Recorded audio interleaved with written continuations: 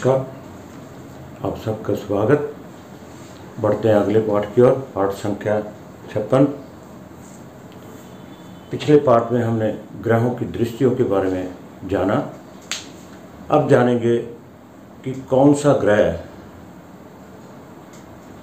किस भाव का कारक है या किस भाव का कौन सा ग्रह कारक है। कारक दो प्रकार के हैं। कारक दो प्रकार के हैं।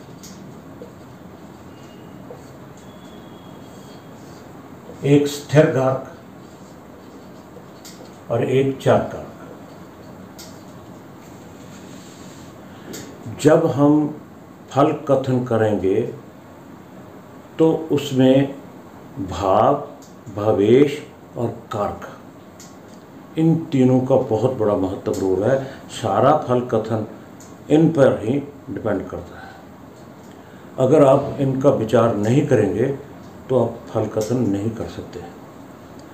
फल कथन के लिए भाव, भवेश तो देखेंगे और कारक भी देखेंगे। कारक है क्या, जिसे हम सिग्निफिकेटर कहते हैं। तो सभी भावों के लिए एक निर्धारित कारक है। आज हम जो बात करने जा रहे हैं वो है स्थिर कारक। स्थिर कारक के बारे में हम बात करने जा रहे हैं। तो सबसे पहले हम एक पत्रिका बना लें ताकि हमें पता चल जाए कि कौन से भाव का कौन सा ग्रह कारक है। भावों के बारे में हमने पहले जाना। भाव अपना स्थान नहीं बदलते। मैं इनमें जो संख्या लिखने वाला हूँ रोमन संख्या लिखूँगा ताकि आपको ये पता चले कि ये भाव का नंबर है। मैं 1 2 3 ऐसे नहीं लिखूँगा, रोमन अक्षरों में। पहला भाव, ये दूसरा, ये तीसरा, ये चौथा भाव, ये पांचवा, ये छठा, ये सातवां और ये 8वां भाव, ये 9वां भाव, ये 10वां और ये 11वां और ये 12वां भाव।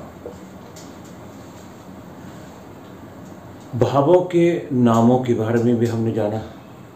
जैसे पहले भाव को इसे लगन कहते हैं, लगन, और इसे तन भी कहते हैं। दूसरे को धन, तीसरे को बल, चौथे को सुख, पांचवें को प्रेम। एजुकेशन और औलाद के बारे में भी इसे यही सकते हैं। छठे को रोग, भोग, सातवें को भोग, आठवें को आयु, नवें को भाग्य। पिता के बारे में भी यहाँ से जानकारी थी। माता के बारे में यहाँ से होती है। यह है कर्म, ये लाभ है और ये व्यय। ये सारा हम पिछले पाठों में पढ़ चुके हैं भावों के बारे में। ये तन है, ये धन है, ये बल है, ये सुख है, ये मातृ है, ये प्रेम है, ये औलाद है, या एजुकेशन के बारे में। और यहाँ से रोग, ऋण और शत्रुता के बारे में, भोग और आयु, भाग्य, कर्म, लाभ और व्यय, ये सभी हमने पीछे जान चुके हैं। तो आज जो हमने जानना है तो वो है कारक। कारक भी कौन सा? स्थिर कारक। मैं यहाँ लिख देता हूँ स्थिर, जिसके बारे में आज हम बात करने जा रहे हैं। स्थिर कारक। चर कारक के बारे में फिर किसी दूसरे पाठ में चर्चा करेंगे। इसमें हम जो चर्चा कर रहे हैं वो है स्थिर कारक। लगन से हम तन देखते हैं। तन के बारे में, और जहाँ यहाँ पर जो भी राशि होगी, फर्ज करो यहाँ पे जैसे पिछले पाठ में जाता है, यहाँ मकर राशि है। मकर राशि का स्वामी कौन होगा? वो होगा शनि। तो इसका भवेश कौन हुआ? इसका स्वामी को ही भवेश बोलते हैं। भवेश कौन हुआ? वो होगा शनि। इसी प्रकार से जब हम सभी भावों में राशियाँ स्थापित कर लेंगे वो उनके स्वामी हो जाएंगे। भाव हमने जाना ये तन भाव है, जो इसमें राशि होगी उसका स्वामी उसे भवेश बोलेंगे।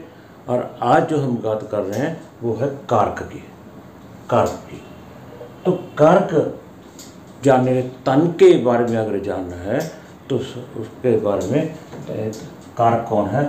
सूर्य। तन का कारक, निरोगता का कारक। अगर कोई जानकारी, कोई प्रश्न हमारे पास आता है कि हमारे कोई तकलीफ़ के बारे में, शरीर के बारे में कोई बात करना चाहता है, तो हम भाव को तो देखेंगे, इसका स्वामी भवेश कहाँ है, कैसा है, पीड़ित है, बलवान है, उसको देखेंगे, मगर कारक को देखना नहीं भूलेंगे। सूर्य को, सूर्य इसका कारक है। मगर सूर्य ये नहीं मैंने यहाँ लिख दिया तो यही बैठा होगा, सूर्य कहीं पर भी हो सकता है। मान लो जैसे मैंने यहाँ मकर लगन की कुंडली बनाई थी, मैं बना ही देता हूँ। 1 2 3 4 5 6 7 8 और 9 लाल रंग वाली जो है राशियाँ हैं, दूसरे रोमन अक्षर वाले भावों के नाम है। सूर्य अगर यहाँ है, सूर्य अगर यहाँ है तो हमें देखना होगा भी सूर्य किस राशि में गया, किस भाव में गया, किसके साथ बैठा है।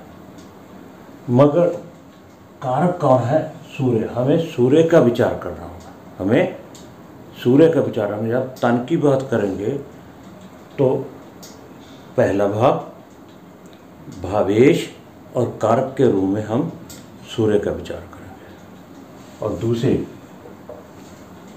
धन भाव, धन भाव का जिसे हम संचित धन कहते हैं अपने, उसके लिए गुरु।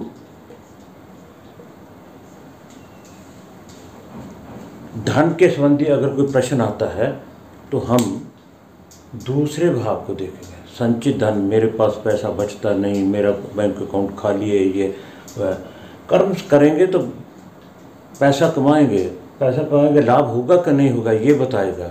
उसके बाद खर्चा भी करना है, ब्याज स्थान भी है, उसके बाद जो धन बच के वो फिर धन स्थान में आता है। तो उसके लिए हमें गुरु का विचार करना होगा। गुरु, धन का दाता गुरु है। और बल, जब बल की बात आती है, मांसपेशियों की बात आती है, फोर्स की बात आती है, तो किसका विचार करेंगे? मंगल का। मंगल।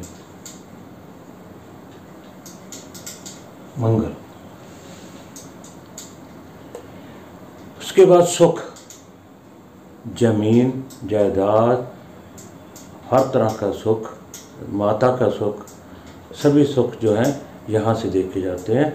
इनके लिए किसका विचार करना होगा? चंद्रमा।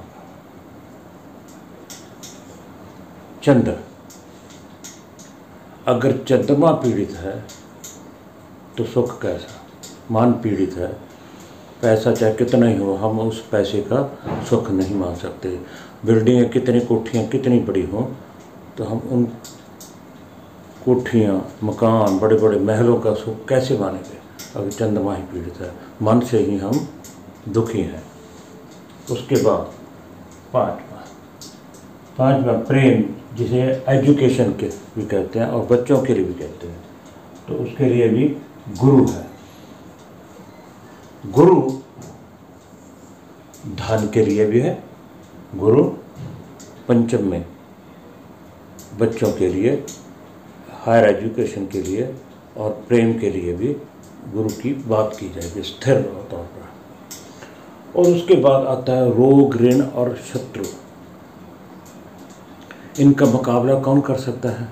शत्रु का मुकाबला कौन कर सकता है? मंगल, जिसके पास बल होगा, फोर्स होगी, ताकत होगी। मंगल तीसरे भाव का भी कारक है और छठे भाव का भी कारक है, रोग, ऋण, शत्रु का भी कारक है। भोग, भोग कामनाओं से उत्पन्न होता है। आज हमारे पास इतना धन है तो कल को इतना, उसको हम भोग पाएंगे या नहीं पाएंगे। कामनाओं से उत्पन्न होता है भोग, चाहे शारीरिक हो चाहे मानसिक हो भोग। इसके लिए शुक्र की बात की जाए। शुक्र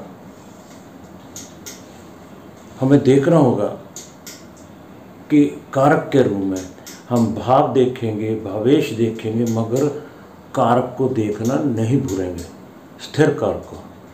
कोई भी प्रश्न आता है, चाहे सुख का आए, चाहे बल का आए, चाहे एजुकेशन, औलाद या प्रेम का प्रश्न आता है, तो हम भाव भावेश को तो देख रहे हैं, परंतु कारक जो है गुरु, क्या वो पीड़ित तो नहीं है। कई बार हमारे पास प्रश्न आता है कि औलाद नहीं है, इतनी देर होगी शादी के लिए, तो होगी या नहीं होगी।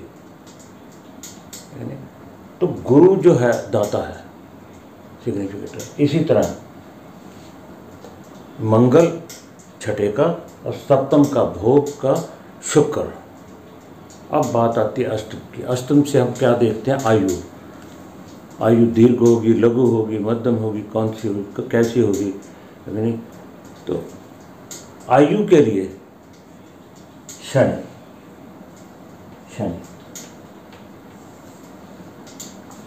आयु के लिए हम शनि को कारक के रूप में देखेंगे। यहाँ से हम भाग्य भी देखते हैं और पिता का भी विचार किया जाता है। पिता का भी विचार किया जाता है। पिता का भी, जब हम पिता की बात करेंगे तो हम सूर्य को कारक लेंगे। जब पिता की बात होगी तो सूर्य की कारक बात होगी। जब भाग्य की बात होगी तो गुरु की बात होगी। तो नवम भाव से हम गुरु का भी विचार करेंगे और पिता पे। प्रश्न के अनुसार अगर पिता के बारे में करता है तो सूर्य, अन्यथा गुरु का विचार करेंगे। दोनों, सूर्य और गुरु।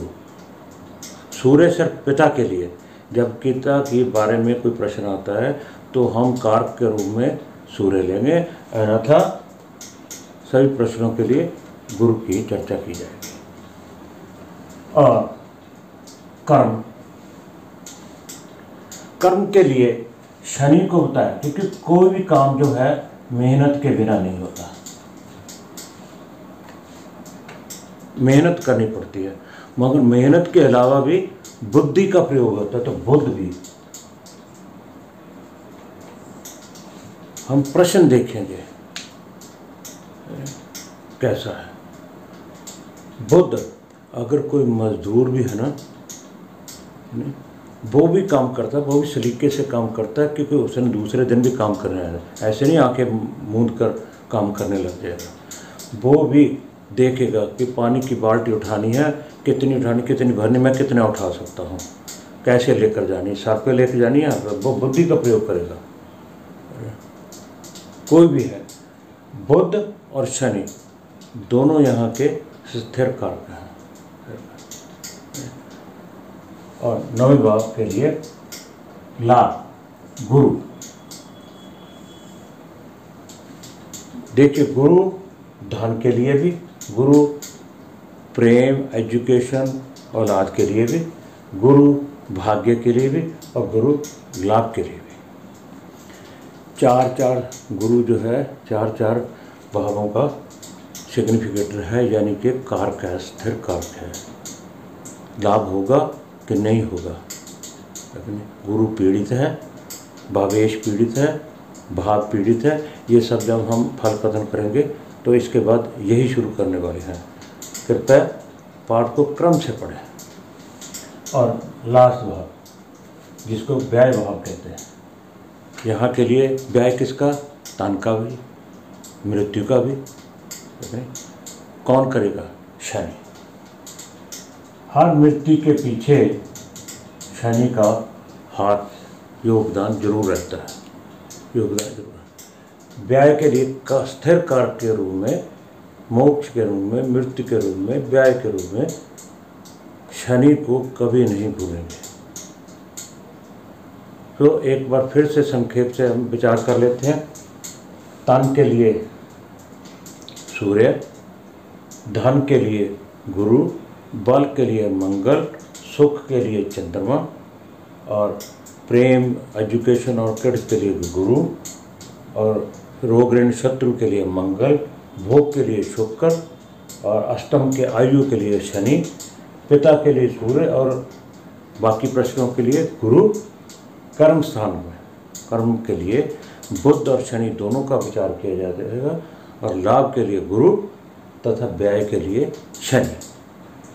यानी मंगल तीसरे और छठे का कारक है, गुरु दूसरे, पंचम, नवम और 11वें का कारक है, सूर्य लगन का है, चंद्र चौथे का है, शुक्र सप्तम का है, बुध दसम का है, शनि अष्टम 12वें और बुध के साथ 10वें में भी योगदान डालता है।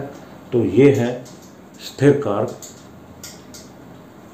तो इस पाठ में इतना ही। कृपया क्रम से पाठ पढ़ते रहिए। अगले पाठ में हम ग्रहों की स्पीड के बारे में, गति के बारे में चर्चा करेंगे। तो इसमें इतना ही। आप सबका धन्यवाद।